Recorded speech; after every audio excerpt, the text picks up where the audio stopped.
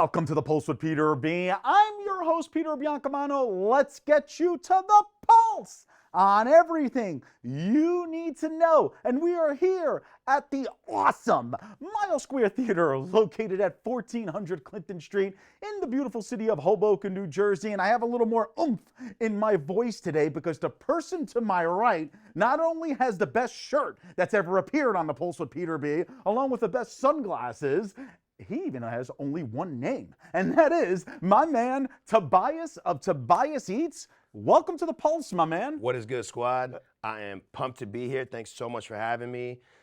Yes, let's do this. I absolutely love it. So, Tobias, you are a reality TV star, Right. And you're a social media extraordinaire, as I like to call it. I like to you call it foodie connoisseur on the gram.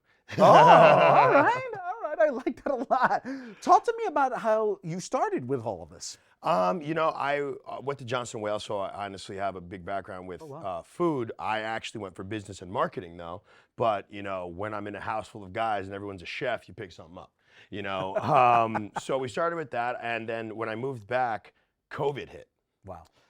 So my main income really was affected by it. But I was like, you know what? I'm not going down. Let's think of a concept. I went back to my roots. I've always loved making visuals and making media and producing and creating entertainment just in general, anything from music to visuals. Mm-hmm. And I just started doing it with restaurants. So cool. We built my company, Yummy Media Group, where we, create the media marketing visuals for different restaurants across New Jersey. We work with different restaurant groups to just really tell their story.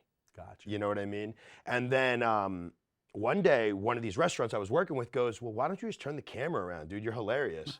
And I started my Instagram, TobiasEats, and then everybody loved it. And it really has exploded. I mean, I think it's close to 45,000 followers just on Instagram alone. Yep. But I'm sure you're on other social media platforms. Yeah, right? I mean, on our TV show, our TV show on Apple TV, it's called TobiasEats. Gotcha. So TobiasEats is where we bring NFL players, UFC fighters, celebrities, a lot more famous people than I am, and me put together, right? to family-owned restaurants that can't afford marketing. We go ahead and give them that push and show them what to do. And a lot of people don't know that behind the scenes, I'm also showing them, okay, 1, 2, 3, these are the steps to do it. And that's all brought to you guys because I own my own media company. That is awesome. That really, really is. I want to focus in on your television show. Remind me of the name again of it? It's called TobiasEats. Of course. Yep. Why wouldn't it? There you go. It's on once a month, once a week? So right now we just finished the second season. Oh, I see. So we're currently, we're currently shooting for season 3.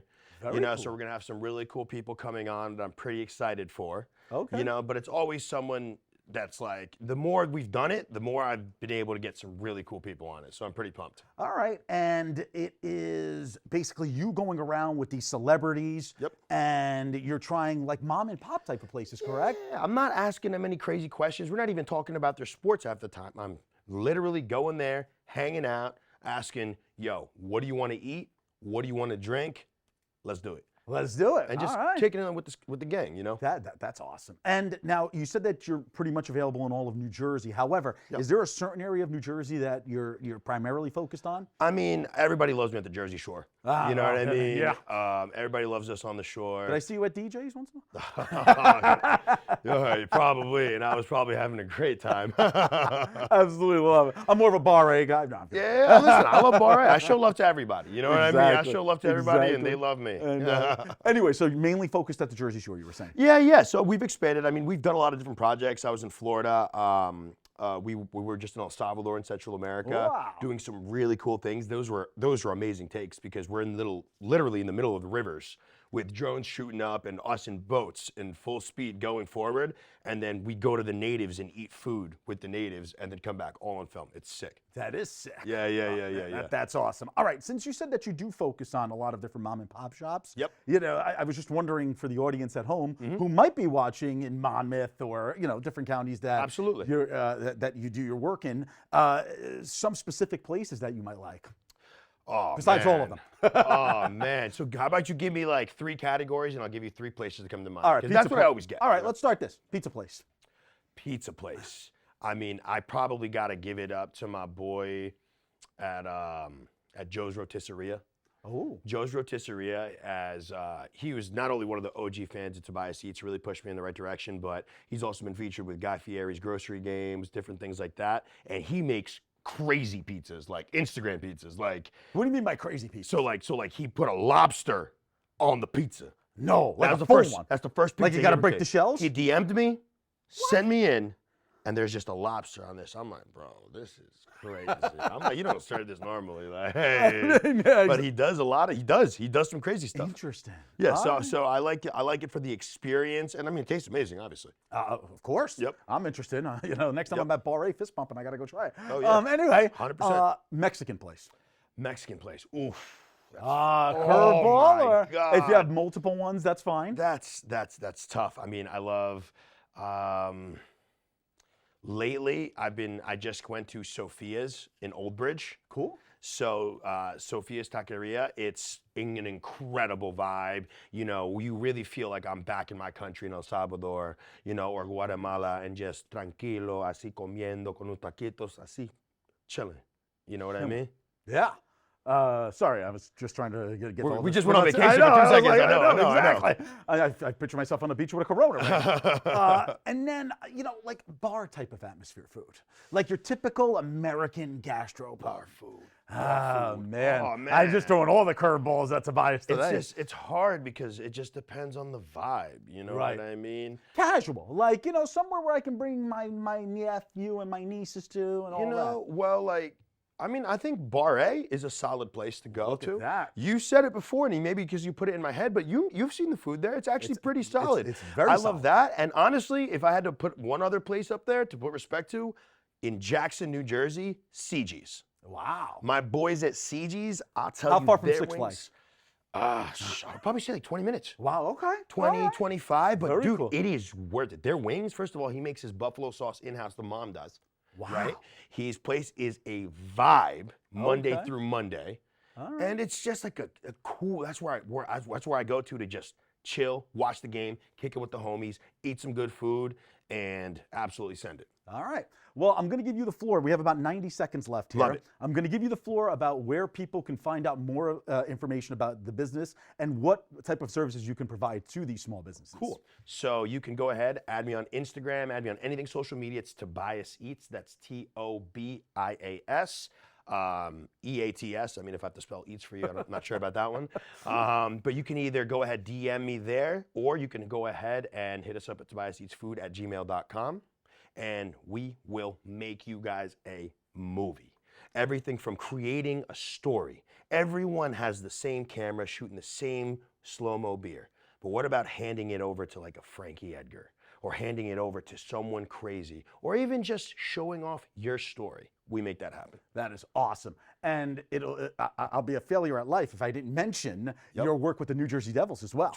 Shout out I'm the a New Devils. York Ranger fan, Shout but, out the Devils. you know. Listen, shout out the Devils. We created some fire movies with you guys. I can't wait to show you some more. The first one we already shot out is with Goya brand. Shout out to you guys too. A New Jersey company, by the way. Yes, Goya, right? yes, Sorry, yes, yeah. yes. So honestly, Jersey, love all the way. Wow. You know? Tobias of Tobias Eats, thank you so much, my man. brother. You promise you're going to come back and collaborate with us? Oh, I appreciate you, dude. I'm saying let's do something with the Mets. Oh, there you go. You He's heard me. throwing that out I did the there. Devils. He's Let's go. throwing that I know out y'all there. know him. Still the coolest shirt to Y'all know ever him. appear on the show.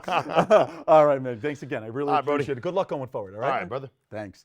All right, folks. We will be right back.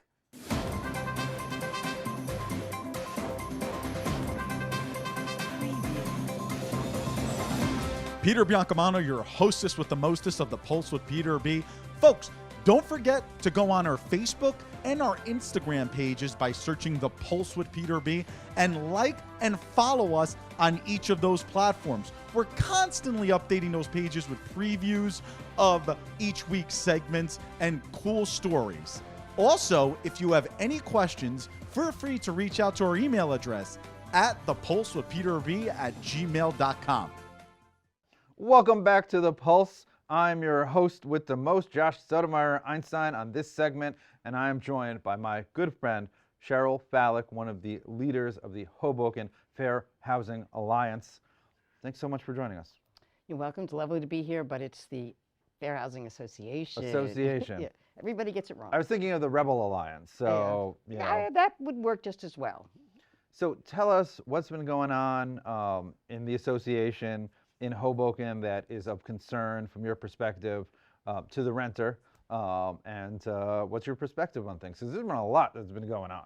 There's a lot that's been going on, but it's also sort of quiet and sort of like not behind the scenes so much, but it's not the focus of the community. It probably will become shortly, one way or another. But as many folks in Hoboken know, the Mile Square Taxpayers Association has been collecting signatures for a vacancy decontrol referendum, which is what it is. But people who came across their signature collectors may actually be a little confused when I say that, because they've been told it's an affordable housing initiative, which it's not. Well, isn't there an element of that in the verbiage? I mean, you could correct me if I'm wrong. There's an element. They use the word affordable housing, and it was certainly in the talking points on the sheet that they would show you. But basically, the way it's structured is that when a tenant leaves by hook or by crook, the landlord can pay $2,500 into the Hoboken's Affordable Housing Trust Fund, which is intended for affordable housing. The problem is they say this is for us to create affordable housing, build affordable housing. They don't have any land. They're not building anything. And they have zero control over Hoboken's Affordable Housing Trust Fund. So, you know, it's good spin, but it's extreme pushing the envelope spin. Wait, I apologize. I did not know. Wait, so I am confused. Who has control over the trust fund? The city. Oh, okay. Yeah. Understood. Not some, anti-rent control corporate landlord association. So they can put money in there if the referendum actually ends up on the ballot, and if it should, God forbid, pass.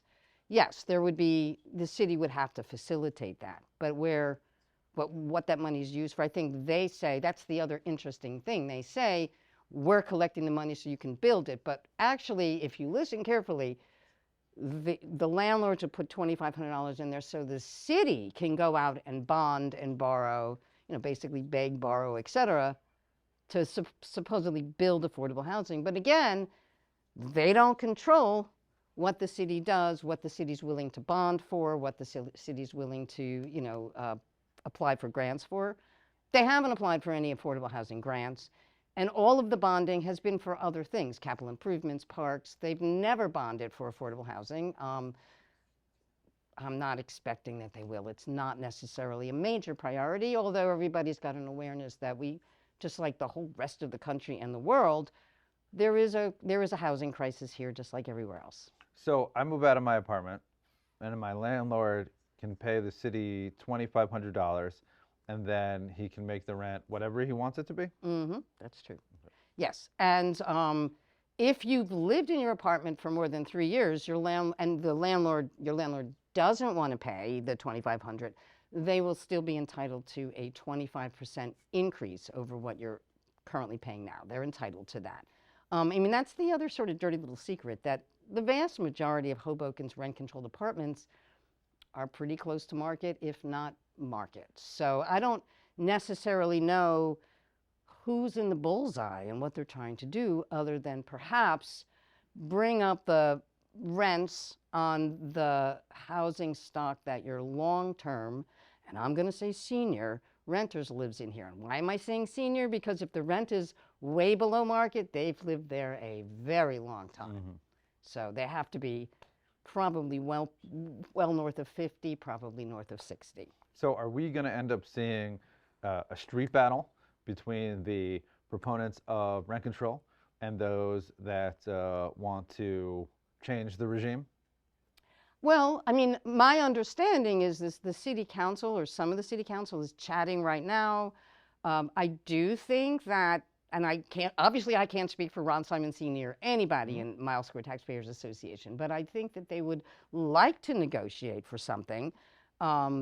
Then the renters becomes an issue in that, because the city isn't required to negotiate with the tenants. They would have to negotiate with the committee of petitioners, and that's if they have enough signatures to get it on the ballot, and that's also if the the clerk of the city doesn't take issue with their collection process. And if you'll just indulge me for 1 second, please.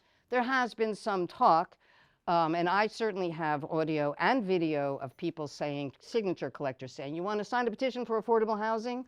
Ron Simoncini was on this program recently saying, if anybody felt duped, vote no. And actually, that's not how it goes. If you felt duped, I'm talking to all the tenants or anybody who signed this petition, if you felt duped, that you thought you were signing something for affordable housing and now you find out it's vacancy decontrol, go to the city clerk, call your council rep, but you can go directly to the city clerk. They'll put you in touch with him and he can remove your signature, and quite frankly, he can investigate, and quite frankly, you can ask him to investigate. So, you know, and then MSTA, Moscow Taxpayers Association, would need to make their signature collectors available for questioning.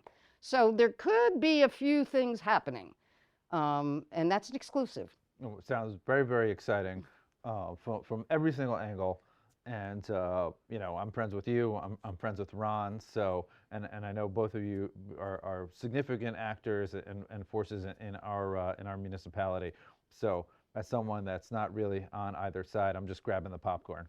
You know. Sure, and you know, Ron and I did work together. It is a shame that we've ended up here, but we have gone into our, you know, yes, we were working together, but now we have gone into our separate corners, and we're both completely able to take on the other person. So Well, I'll enjoy that on a certain level. If anybody looks online, if you know, if they Google your name and Ron's name, I mean, there's a long history of you guys debating in the public sphere, actually showing up on the same news program and debating over the issue of rent control, and then, you know, in the more recent past of working together to try to forge a compromise in response to something that the rent leveling board was doing that just was not good for renters and not good for property owners, in a weird twist that they, you know, that they were able to unite two opposite people on opposite sides, but really shows the maturity of both those sides being able to work together despite their differences to that, you know, to present something that could be better for everybody potentially.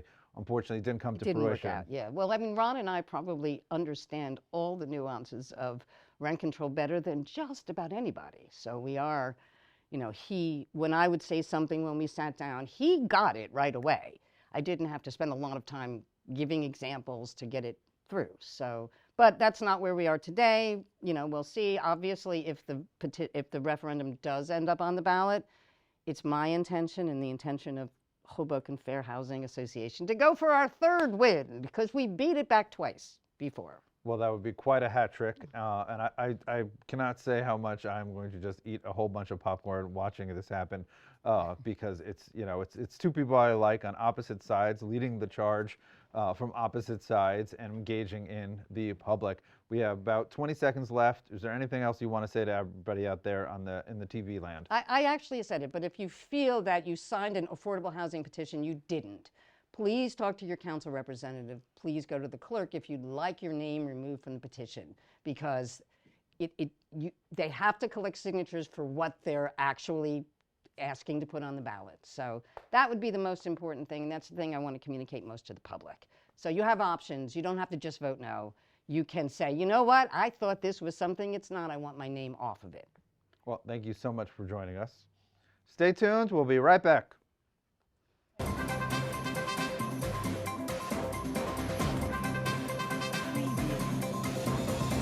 Peter Biancamano back with you. Don't forget to watch us on cable access every Sunday and Monday at 9 a.m. Optimum Channel 18, Files Channel 46, and Comcast Channel 190. Also on Sunday mornings at 9:30 a.m., you can watch our show on our YouTube channel, and you can also binge watch all of our old shows. Who doesn't want to keep watching The Pulse with Peter B? We'll see you there. Welcome back to The Pulse with Peter B. I'm not Peter B because I'm even better than that bum Biancamano. I'm Josh Sotomayor Einstein, and I'm joined by my friend, Councilwoman Emily Jabbour. Thanks so much for joining us today. Thank you for having me today. So, as everyone out there in TV land and on the interweb can see, we are in the wonderful Mile Square Theater, and I just want to run around and play because they have an amazing show that's for kids. So, isn't this a great set? This is an amazing set, and I'm a big fan of Mile Square Theater, so I'm really thrilled that I get to join you today at this location because it's just an incredible hub for really our entire region. I was going to say our city in terms of arts and culture, but really the Mile Square Theater is an important player in the landscape for all of the theater programs in northern New Jersey. I'm a big fan. Well, I think any place that you have some sort of, culture is better than, a culture desert. So I think any town is enriched, and definitely Hoboken and Hudson County is definitely enriched by the Mile Square Theater, all their various shows and plays, and all the people that work here that really put their heart and soul into every show. It's mind-boggling, and it just blows you away. Absolutely. I mean, supporting local arts has always been really important to me, but beyond that, there are a lot of economic benefits to how Hoboken works as a destination for people coming from all throughout the region to be here. But I'm also a proud parent of a child who's part of the Dance Academy here,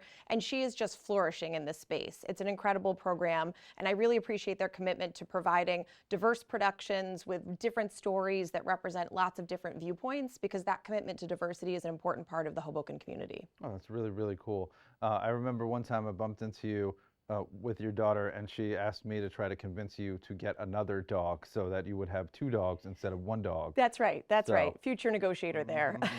No, if she dances as well as she was willing to navigate a situation with 2 adults, one of them being a relative stranger, then I'm sure she's knocking it out of the park. That's right. That's right. And she's quite the dancer. She's learned a lot in this program. Oh, very, very nice. This reminds me, filming here, that I need to buy tickets to a show and bring my girlfriend here so she doesn't think I just want to sit on the sofa and watch TV all the time. Because I do love high culture, and that's what we're talking about, accessible but high culture. But what is going on in the political world?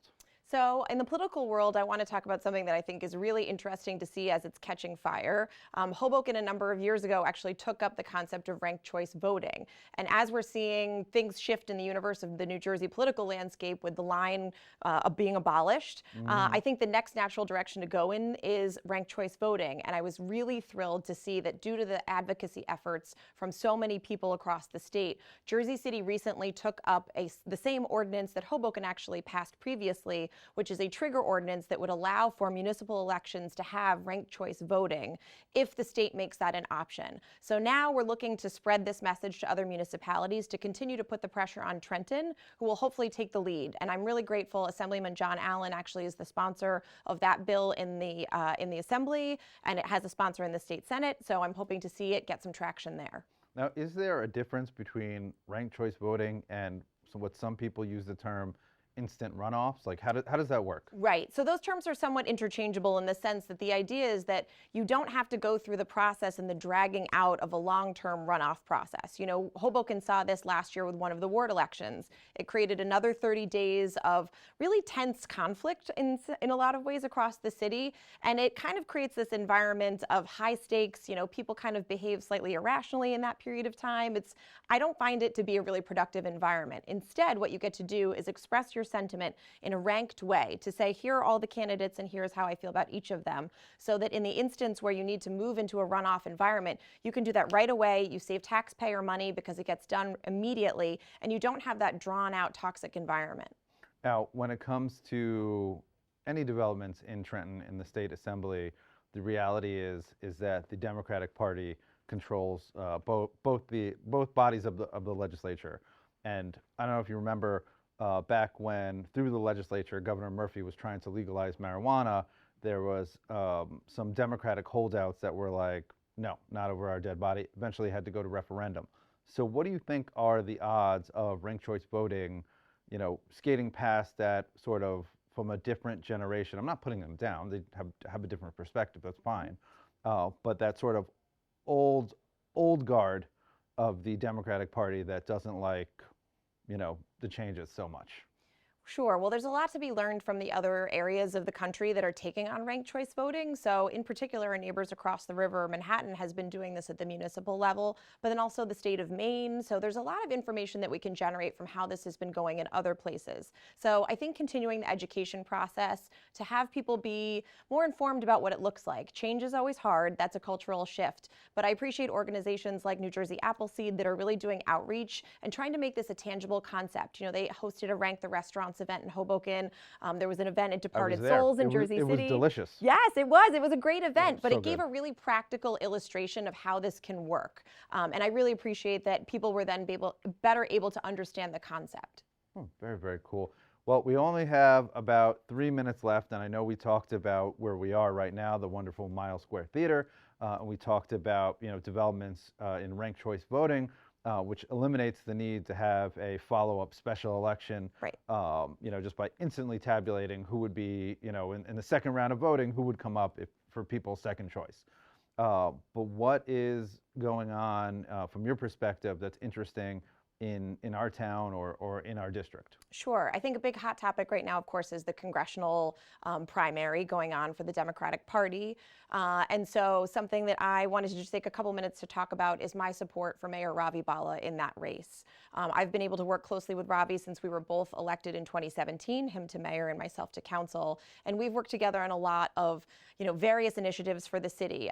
Because I'm a councilperson at large, I've had the opportunity to kind of look across. And I really appreciate the leadership, particularly that the mayor demonstrated through COVID-19. That was a really scary time. And we were building the plane while we were flying it. No one got a handbook of how to guide your local community through a really challenging time. And I have to say that the leadership I saw that the mayor demonstrated during that period of time, it brought a lot of calmness to the city. We were sending out daily nixles with information about what was going on, with how many cases there were, where you could get tested, where you could then get vaccinations. That was unprecedented. There were no other municipalities in the state of New Jersey that were doing that. And the calls that Ravi had to make during a really set of challenging circumstances really set the tone for the rest of New Jersey. And they followed Hoboken's lead. So I just have to say that, the leadership he has demonstrated, I think Hoboken is truly a success story. And I'm really excited to see that some of those successes could potentially inform other communities, potentially across the nation, if he were elected to Congress. Well, as a Republican, and everyone out there in TV land and the interweb knows that I'm a Republican, Yes. I have 0 people to vote for in this election. The exciting race is between Mayor Bala and Representative Menendez. And, I wish my party actually had somebody that they were actually going to back, because it would be even more exciting, especially living in Hudson County. But on your side of the aisle, it's super exciting. I've seen Mayor Bala's advertisements. I've seen him at speaking engagements. And I've never, obviously policy-wise, I don't agree, but I've never seen him more polished, more presenting in just a positive way. Not that he was bad beforehand, but like he's just never been on point more. And, it's impressive. It would be an amazing opportunity for Hoboken to have a representative coming from our city. I mean, there's a lot to be said about what that could mean in terms of, how we're presented nationally and the resources that comes with that. But we've learned a lot in Hoboken. There's been everything from the way that we've handled climate change to the resiliency, to Vision Zero initiatives, to the social work platform in terms of incorporating a social work perspective in municipal government. I mean, that's something I've been really proud to see the mayor work towards, because that's something that's important to me as a social worker by training. So I'm really excited for his opportunity, and I hope that resonates for people. Well, Councilwoman, thank you so much for coming on. Always, thank you. And you out there in TV land and on the interweb, tune in next week for The Pulse with Peter B.